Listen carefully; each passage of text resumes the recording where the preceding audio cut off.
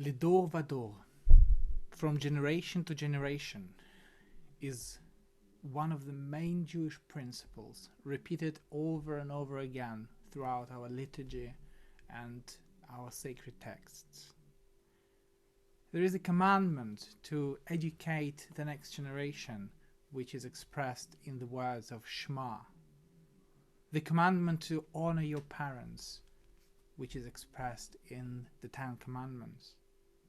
And the commandment to feel as if you yourself came out of Egypt and then stood at the foot of the Mount Sinai receiving the Torah. In other words, the wisdom of our tradition teaches us to establish strong connections between generations. How much do we know about our generations? Perhaps some of you might have heard of the term millennials or X generation or boomers, but let's have a look. Let's see what these terms mean.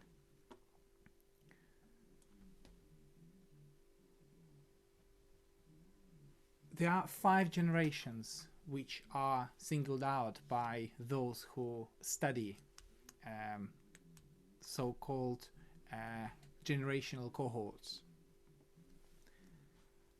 The first one is called the silent generation. This is the first defined generational group. It refers to those born between 1920s and 1945.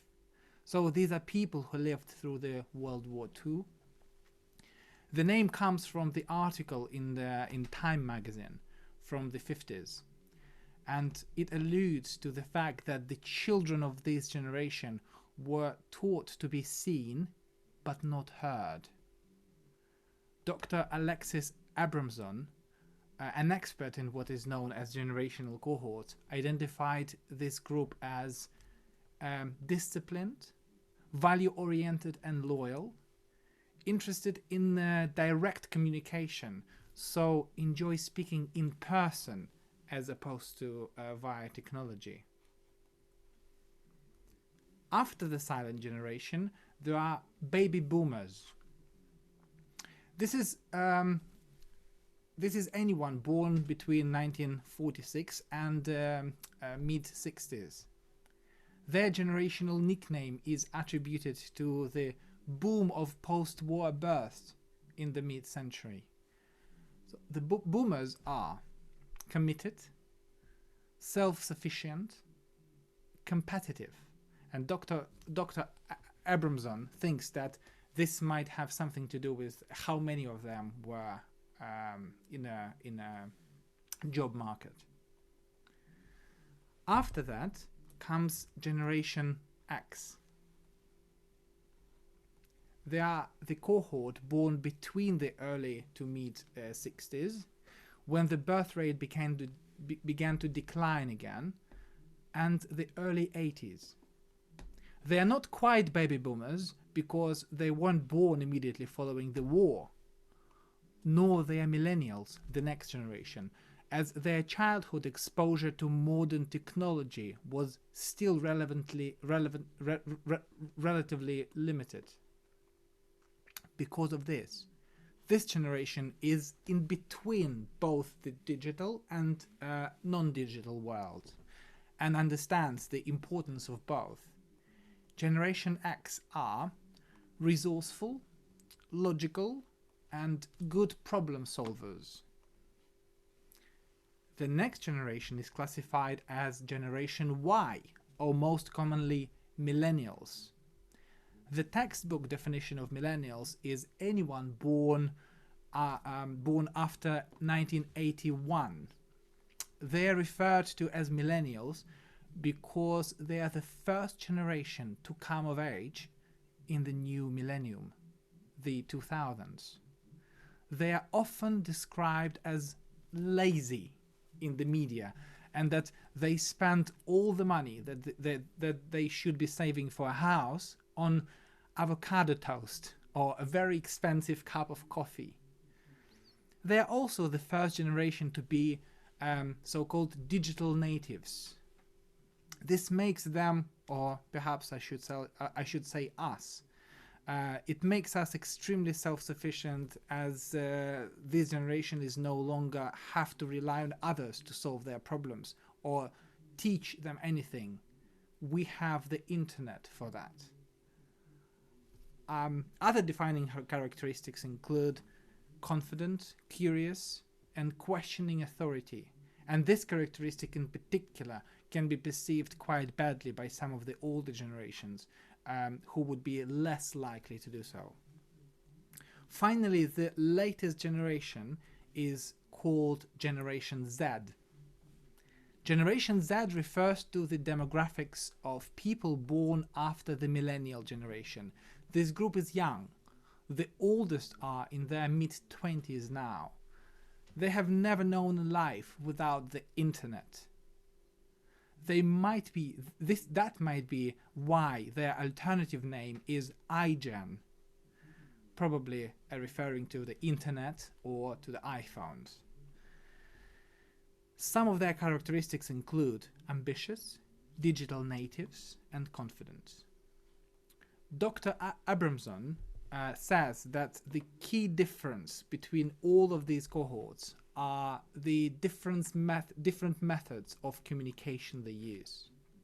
Where the silent generation and baby boomers had to rely on face-to-face relationships and are as a result more engaged in the real-life communities, the younger generations have social media and the internet for that.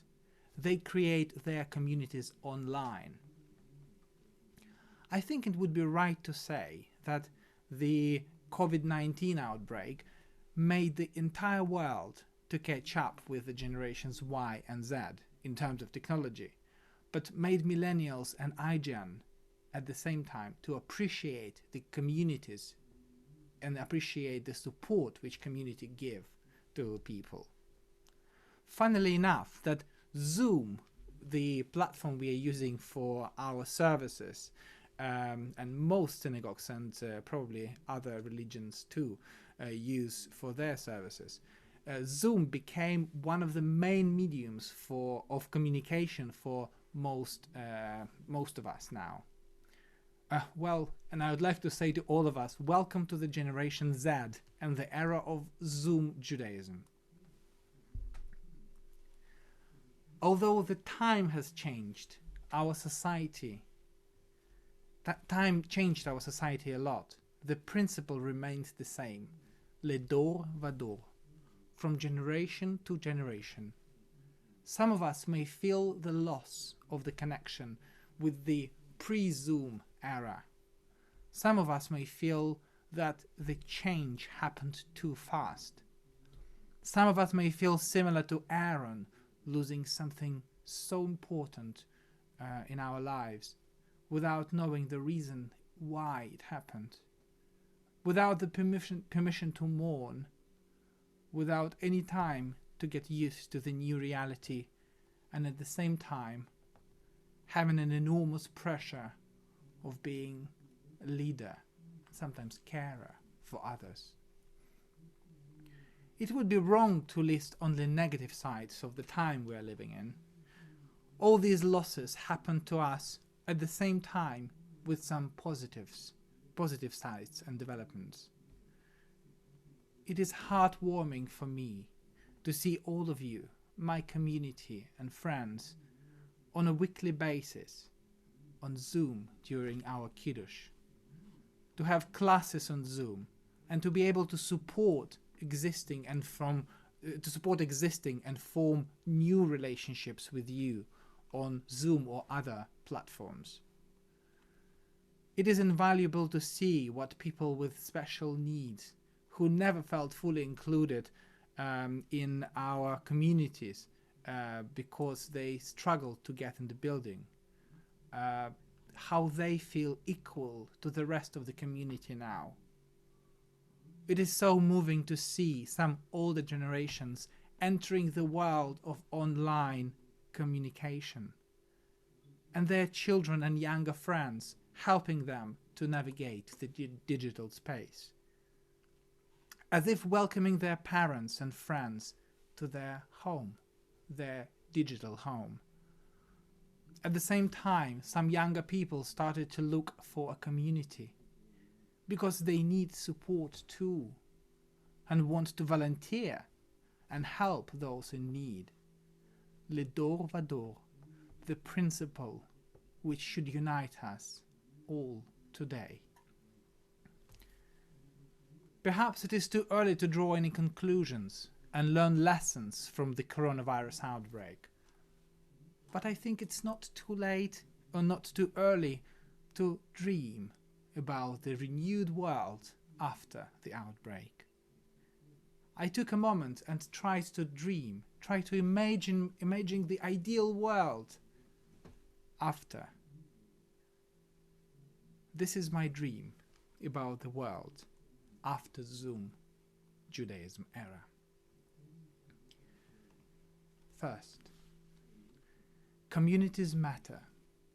Community is one of the highest values for Jewish people, and I'm sure it will remain so for a long time. Community is what gives us power, support, strength. The core value of Judaism is connection, interdependence. They say that the sincerest prayer is the prayer on an airplane during the period of turbulence. We don't always remember of our communities during the time of prosperity and success, but it is the time of crisis when we need our communities the most. My dream is that the world will remember to support and strengthen our communities in future, even when the time of world's turbulence and crisis is over. The second, experience or expertise is back. Post-truth should no longer be tolerated. It is not enough to make claims with confidence. In the world of my dream, we listen to experts and act based on the scientific truth and not according to the political need. The third one. The world is more interconnected than many of us wish it was. In the world of my dreams, the bonds between nations, peoples, countries are strong and genuine.